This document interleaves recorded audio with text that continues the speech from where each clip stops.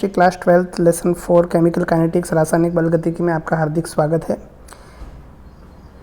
यह आज हम इसका दूसरा भाग कर रहे हैं। इसके पहले भाग में हमने किसी भी केमिकल रिएक्शन की रेट क्या होती है, रेट ऑफ रिएक्शन क्या होती है, अभिक्रिया का वेग क्या होता है। अभिक्रिया का वेग भी वापस पुनः दो प्रकार का होता है मुख्य रूप से, एक तो औसत वेग और एक तात्क्षणिक वेग, एवरेज रेट ऑफ रिएक्शन और इंस्टेंटेनियस रेट ऑफ रिएक्शन। ये हमने पहले भाग में देखा था। इसके अलावा हमने ये भी देखा था कि प्रारंभिक वेग किसे कहते हैं। तो ये कुछ जानकारी हमने ली थी। औसत वेग का सूत्र देखा था, उसका ग्राफ देखा था हमने, और तात्क्षणिक वेग हम कैसे निकालते हैं वो देखा था हमने। तो इसी पर आधारित जो इम्पोर्टेंट क्वेश्चन है वो आज हम देखेंगे, जो कि आपके बोर्ड परीक्षा की दृष्टि से भी बहुत इम्पोर्टेंट है ना। तो आज का ये भाग हम शुरू करते हैं। पहला क्वेश्चन है, अभिक्रिया के वेग को परिभाषित कीजिए एवं उसकी इकाई लिखिए।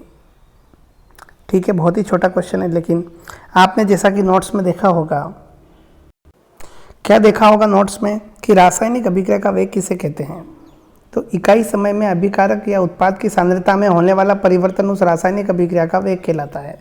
ठीक है, अब हमको केवल यहाँ पर एक जनरल डेफिनेशन पूछी है रासायनिक अभिक्रिया के वेग की, तो हम यही लिखेंगे। इसका सूत्र लिख देंगे, अभिक्रिया का वेग क्रियाकारक अथवा उत्पाद की सांद्रता में परिवर्तन और परिवर्तन में लगा समय।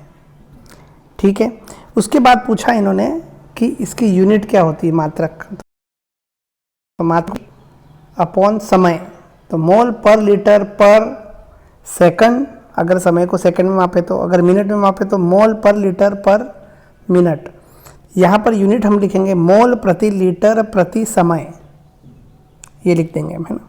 अच्छा, अगर पूरी रिएक्शन गैसी हो तो वहाँ पर मोल पर लीटर की जगह आ जाएगा एटमॉस्फेयर। तो एटमॉस्फेयर पर सेकंड या एटमॉस्फेयर पर मिनट, वायुमंडल प्रति मिनट या वायुमंडल प्रति सेकंड।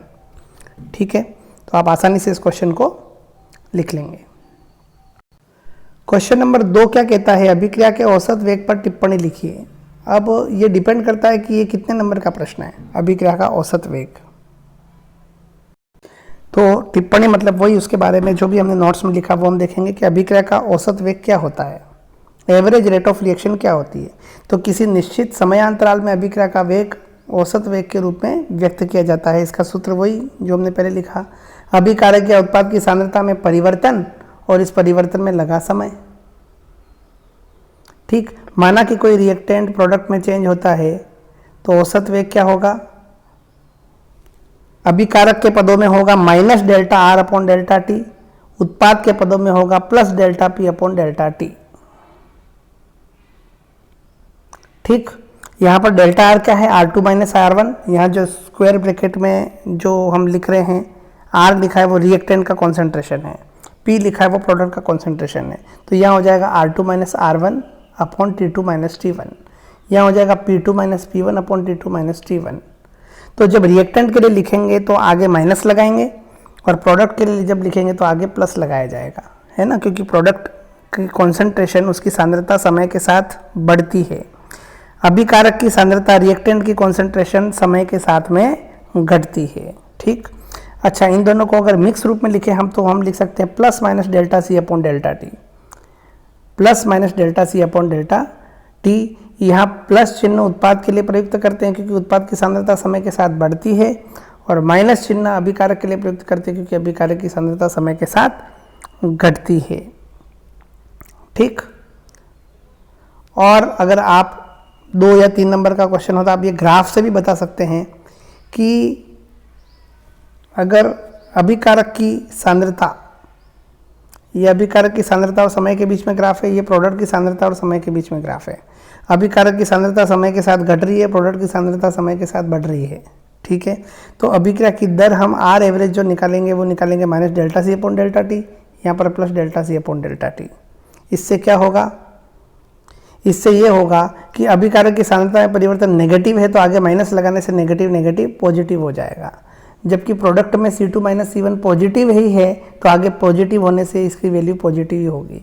यानी अब सांद्रता में जो चेंज है, सांद्रता में परिवर्तन है, वो नेगेटिव पॉजिटिव हो सकता है, लेकिन अभिक्रिया की दर रेट ऑफ रिएक्शन हमेशा पॉजिटिव होगी। ये आपको मैंने फर्स्ट पार्ट में जब हम इस चीज़ का अध्ययन कर रहे थे तब भी समझाया था। ठीक है, तो इस क्वेश्चन का आंसर भी आप आराम से लिख सकते हैं। क्वेश्चन नंबर 3 में क्या कहा है, instantaneous velocity, define instantaneous velocity, तात्क्षणिक वेग की परिभाषा लिखिए। तो इसमें भी देखो नंबर पे डिपेंड करता है। अगर एक लाइन एक नंबर का क्वेश्चन है तो बहुत शॉर्ट में आंसर देना है, थोड़ा सा ज़्यादा है तो आपको ग्राफ भी बनाना है ना, तो डिपेंड करता है कितने नंबर का क्वेश्चन है। ये शायद छोटा सा क्वेश्चन है एक नंबर वाले में, हमको इसलिए इसमें कम ही लिखना है। तो सिंपल परिभाषा हम लिख सकते हैं इसकी कि किसी समय विशेष पर अभिक्रिया का वेग उसका तात्क्षणिक वेग कहलाता है। और इसे हम ग्राफ से निकालते हैं। कैसे निकालते हैं कि उस समय तात्क्षणिक वेग निकालने के लिए उस समय के संगत सांद्रता समय वक्र बिंदु पर किसी बिंदु b को ज्ञात कर लेते हैं। यानी उस टाइम t को हम बढ़ाते जाएंगे ऊपर, वो वक्र को जिस पॉइंट पर इंटरसेक्ट करेगा, काटेगा, उसको हम कहेंगे पॉइंट b। और उस b पर हम स्पर्श रेखा यानी टेंजेंट खींचेंगे, तो उस स्पर्श रेखा की जो ढाल है, स्लोप है, वही कहलाएगी इंस्टेंटेनियस वेलोसिटी। आप इधर देख सकते हैं। ठीक, माना कि मुझे इस टाइम पर इंस्टेंटेनियस वेलोसिटी चाहिए, मैं इसको इस टाइम पर देखूंगा, इसके संगत इस वक्र पर बिंदु कौन सा है, ये है b, और b पर खींचूंगा मैं स्पर्श रेखा। इस स्पर्श रेखा का जो ढाल है, स्लोप है, वो कहलाता है इंस्टेंटेनियस वेलोसिटी, है ना। तो जनरली इसको हम औसत वेग के अंदर जो डेल्टा टी है उसको 0 की ओर अग्रसर करके निकालते हैं। तो तात्क्षणिक वेग का सूत्र क्या होगा, or instantaneous limit delta T tends to 0 plus minus delta C upon delta T. तो ये हो जाएगा plus minus D C upon D T हो जाएगा, है ना। डी सी सांद्रता में अनंत सूक्ष्म परिवर्तन और डी टी परिवर्तन में लगा अनंत सूक्ष्म समय। इसका मतलब औसत वेग के समयांतराल को 0 की ओर अग्रसर करने पर हमें तात्क्षणिक वेग प्राप्त हो जाता है। ठीक है, तो आप हल्की सी परिभाषा लिख दीजिए, छोटा सा डायग्राम बना करके लिख दीजिए कि पर्टिकुलर टाइम पर हम इंस्टेंटेनियस रेट ऑफ रिएक्शन कैसे निकालेंगे। अब आते हैं हम क्वेश्चन नंबर 4 के ऊपर कि रासायनिक अभिक्रिया के औसत वेग और तात्क्षणिक वेग में क्या अंतर है। देखो, औसत वेग हमेशा निकाला जाता है किसी पर्टिकुलर टाइम इंटरवल में, है ना, कि T1 ये था, T2 ये था, इस पर्टिकुलर इंटरवल के अंदर एवरेज रेट ऑफ रिएक्शन क्या रही। ठीक है, तो वो बीच में कम भी हो सकती है, ज़्यादा भी हो सकती है, ये एवरेज निकलती है हमेशा और पर्टिकुलर टाइम इंटरवल में निकलती है। ठीक है, इंटरवल होता है वहाँ पर। तात्क्षणिक वेग यानी इंस्टेंटेनियस वेलोसिटी हमेशा पर्टिकुलर टाइम पर निकलती है। जैसे औसत वेग हम निकाल सकते हैं कि इस 10 मिनट में इस रिएक्शन का एवरेज रेट ऑफ रिएक्शन क्या है। ठीक है, लेकिन अगर हमको इंस्टेंटेनियस वेलोसिटी निकालनी है तो हमको टाइम बताना पड़ेगा कि इतनी बजकर इतनेवें मिनट पर या इतने सेकंड पर या इस पर्टिकुलर टाइम पर उस अभिक्रिया का वेग कितना था। ये इन दोनों में बेसिक अंतर है। ठीक है, और तात्क्षणिक वेग कैसे निकालते हैं हम, औसत वेग के से ही निकालते हैं। औसत वेग के अंदर जो डेल्टा टी जो है, समयांतराल है, उसको 0 की ओर अग्रसर करते हैं तो T2 माइनस T1 कम होता जाएगा और वो लास्ट में एक बिंदु पर मिल जाएंगे। उस बिंदु की जो ढाल होगी उसी को हम कहते हैं इंस्टेंटेनियस वेलोसिटी या इंस्टेंटेनियस रेट ऑफ रिएक्शन।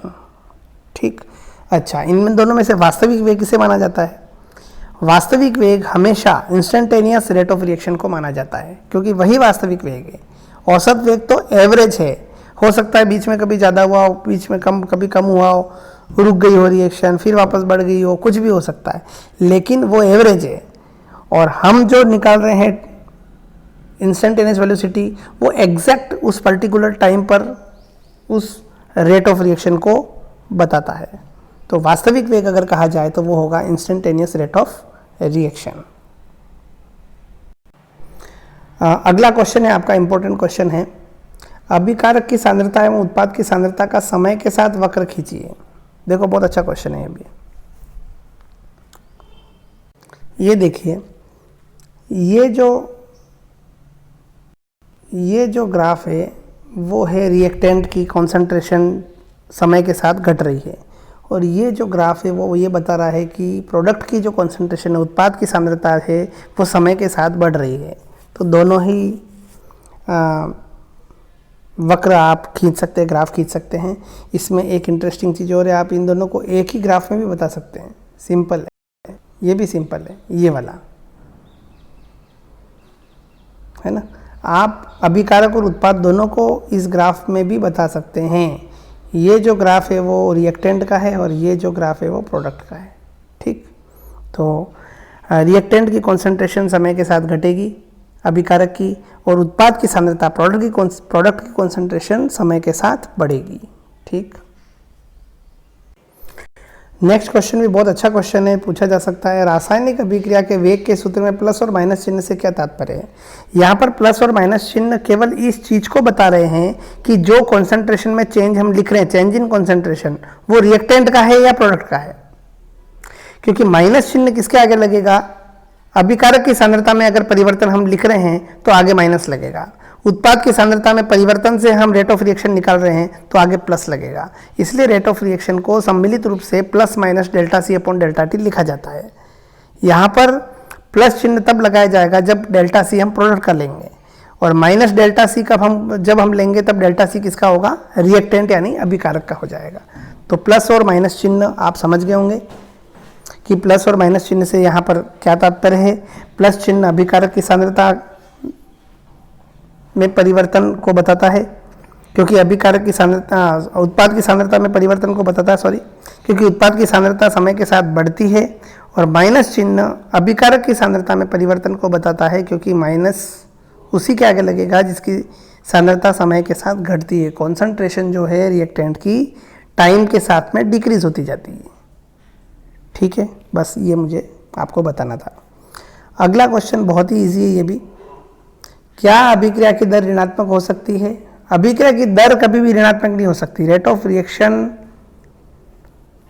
हो ही नहीं सकती नेगेटिव। हाँ, चेंज इन कॉन्सेंट्रेशन जो है वो हो सकता है नेगेटिव या पॉजिटिव। अगर अभिकारक की सांद्रता में परिवर्तन हम देखेंगे तो वो नेगेटिव होता है, उत्पाद की सांद्रता में परिवर्तन देखेंगे तो वो पॉजिटिव होता है।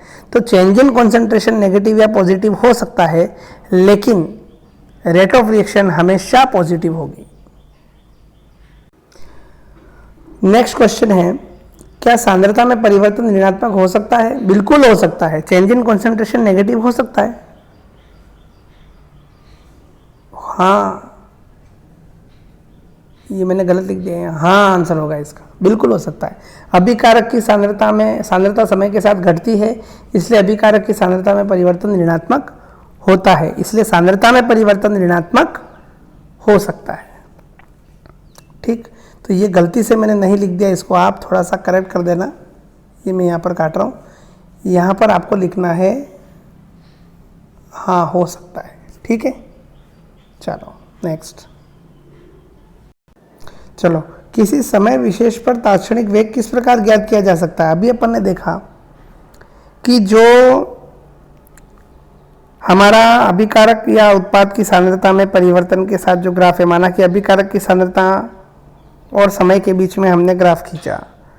ठीक है, अब हमको उस ग्राफ के ऊपर समय एक्स अक्ष पर है, उस पर हमको जिस भी टाइम पर हमको इंस्टेंटेनियस रेट ऑफ रिएक्शन निकालनी है, तात्क्षणिक अभिक्रिया का वेग निकालना है, तो हम उस टी पर देखेंगे कि वो टी बिंदु पर, टी समय पर कॉन्सेंट्रेशन कितनी है।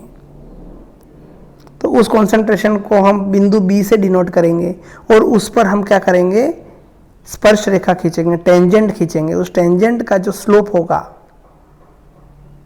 डी अपॉन डी टी, वही, और वो नेगेटिव होगा क्योंकि अभिकारक के लिए निकाल रहे हैं, है ना। चलो मैं आपको दिखाई देता हूँ। ये देखिए आप, ये जो ग्राफ है ये वाला, इसके अंदर देखो पर्टिकुलर, जैसे इधर समय है, इधर सांद्रता है अभिकारक की, है ना। अब इस समय के संगत जो ग्राफ पे जो बिंदु है वो है बी। इस बिंदु बी पर मैंने एक टेंजेंट खींची, ऐसे स्पर्श रेखा खींची। इस स्पर्श रेखा का जो ढाल है ओ ए अपॉन ओ सी, ये है स्लोप, है ना। किसी भी स्पर्श रेखा का ढाल जो होता है उसे हम टेन थीटा से बताते हैं, लंब बटा आधार, है ना। Tan theta. तो यहाँ पर क्या है, यहाँ पर लंब क्या है OA और आधार क्या है OC, तो OA अपॉन OC यानी ये कहलाएगा DC अपॉन DT। ठीक, और यही है आपका इंस्टेंटेनियस रेट ऑफ रिएक्शन। ठीक, तो ग्राफ से हम इस तरीके से इंस्टेंटेनियस रेट ऑफ रिएक्शन निकालते हैं। चलो क्वेश्चन नंबर 10 है, किसी अभिक्रिया के प्रारंभिक वेग से आप क्या समझते हैं, इसे कैसे ज्ञात करते हैं। किसी अभिक्रिया के प्रारंभिक इनिशियल रेट ऑफ रिएक्शन, सीधी सी बात है, इनिशियल जब रिएक्शन शुरू नहीं हुई है यानी t बराबर 0 पर, तो हम जो ग्राफ खींचेंगे उसमें हम t बराबर 0 पर जो बिंदु मिलेगा उसके ऊपर हम क्या खींचेंगे, स्पर्श रेखा खींचेंगे, और उसका जो स्लोप होगा वो हमको बताएगा इनिशियल रेट ऑफ रिएक्शन। देखते हैं अपन, ये देखिए ये जो ग्राफ हमने लिया है इसके t बराबर 0 पर, t बराबर 0 का है यहाँ पर, तो ये जिस बिंदु पर यहाँ टच कर रहा है इसके ऊपर जो स्पर्श रेखा खींची गई है इसका जो ढाल होगा वो कहलाएगा अपना इनिशियल रेट ऑफ रिएक्शन, प्रारंभिक वेग। ठीक, तो ये भी बहुत आसान है निकालना। और आज का लास्ट क्वेश्चन है, ये RBSc 2020 में आ चुका है, मैं यहाँ लिखना भूल गया हूँ, आप लोग अपनी कॉपी में नोट कर लेना, ये 2020 में आया हुआ क्वेश्चन है, पिछले साल। क्वेश्चन क्या है, एक रिएक्शन दे रखी है, A रिएक्टेंट है वो B में बदल रहा है। ठीक है, इसके लिए अभिकारक की सांद्रता 0.05 m से, यहाँ कैपिटल M मोलरिटी को शो कर रहा है, तो 0.05 मोलर से 20 मिनट्स में परिवर्तित होकर 0.03 m हो जाती है। किसकी कॉन्सेंट्रेशन, रिएक्टेंट A की कॉन्सेंट्रेशन हमेशा घटेगी, कम होगी, तो कितने होगी, 0.05 से 0.03 m हो गई, और कितने मिनट में, 20 मिनट में। औसत वेग की गणना सेकंड और मिनट दोनों में कीजिए। देखो बहुत अच्छा क्वेश्चन है। अब औसत वेग कैसे निकलेगा इस रिएक्शन का, minus delta A upon delta T से निकलेगा। ठीक है, A की कॉन्सेंट्रेशन में चेंज क्या हो रहा है भाई, तो R2 माइनस R1, बाद वाला कॉन्सेंट्रेशन पहले लिखेंगे, 0.03 माइनस 0.05 0.05। ठीक, ऊपर कॉन्सेंट्रेशन है, यूनिट क्या आएगी, मोल पर लीटर, नीचे क्या है, मिनट, ये मिनट। अब 0.03 में से 0.05 गया तो माइनस में आंसर आएगा, माइनस 0.02, इसलिए हमने आगे माइनस लगाया था ताकि माइनस माइनस प्लस हो जाती, हो जाएगा 0.02 अपॉन 20 मोल पर लीटर पर मिनट। ठीक, मैंने ऊपर से पॉइंट हटा दिया तो नीचे 2 जीरो आ गए, तो 2/2000 हो गया, तो 1/1000 हो गया, 0.001 मोल प्रति लीटर प्रति मिनट, इसका आंसर होगा मिनट में। ठीक है ना, समझ गए आप, मोल पर लीटर पर मिनट में इसकी रेट ऑफ रिएक्शन हमारे पास आ गई। अब हम निकालते हैं इसी को सेकंड में, कैसे निकालेंगे देखना। मैंने पहले लिख दिया 0.001 मोल प्रति लीटर अपॉन मिनट। ठीक, आपने 11th में एक पढ़ी होगी, यूनिट फैक्टर मेथड पढ़ा होगा, इकाई गुणक पद्धति। उस इकाई गुणक पद्धति से हम किसी भी यूनिट को अन्य यूनिट में बदल सकते हैं, बहुत ही इजी है। मिनट को सेकंड में बदलना है, मिनट यहाँ अपॉन में है, हमारे पास एक सूत्र है, 1 मिनट में कितने होते हैं, 60 सेकंड होते हैं, तो मैंने क्या लिख दिया, 1 minute equal to 60 second. Minute मैंने ऊपर क्यों लिखा, ताकि मिनट से मिनट कट जाए और सेकंड रह जाए। ठीक है ना, ये ध्यान रखना है, जिसको काटना है उस हिसाब से लिखना है इसको। यूनिट फैक्टर मेथड का आप मेरा वीडियो देख सकते हैं यूट्यूब पर, तो आपको यूनिट फैक्टर मेथड अच्छे से समझ में आ जाएगा। वही मेथड मैंने यहाँ यूज़ किया है, मिनट को सेकंड में बदल दिया है, तो ये हो जाएगा 60 का भाग लग जाएगा इसमें, मोल पर लीटर पर सेकंड हो जाएगा। ठीक, सीधी सी बात है ना। अरे मिनट में स्पीड थी तो जो रेट ऑफ रिएक्शन थी वो सेकंड में तो कम ही हो जाएगी ना, इसलिए भाग लगेगा, बस सीधी सी बात है। अब मैंने यहाँ पॉइंट हटाया तो 1/60,000 हो गया, और मैंने 10/6 कर दिया तो 1 जीरो और जुड़ गया, नीचे आ गया 10 की घात 5। ठीक, 10 में 6 का भाग देंगे तो आ जाएगा 1.66, और ये ऊपर चला जाएगा 10 की पावर -5 मोल पर लीटर पर सेकेंड। समझ रहे हो आप मेरी बात। तो ये ध्यान रखिए आप, ये कुछ क्वेश्चंस थे जो अपन ने इस टॉपिक से रिलेटेड किए, बहुत ही इंपॉर्टेंट क्वेश्चन थे ये। आप अच्छे से नोट्स लिखिए, जो मैं वीडियो बना रहा हूँ उसको आप देखिए, समझिए, और फिर अपने क्वेश्चन बुक की कॉपी में इन क्वेश्चंस को नोट कीजिए। मैं गारंटी दे रहा हूँ, अगर आपने हर टॉपिक से रिलेटेड इंपॉर्टेंट क्वेश्चन आपने कर लिए तो आपके 100 आउट ऑफ 100 नंबर्स आएंगे। दुनिया की कोई ताकत रोक नहीं सकती, ठीक है ना। और वो सब सही कब होंगे, जब आप इस चीज़ को समझेंगे।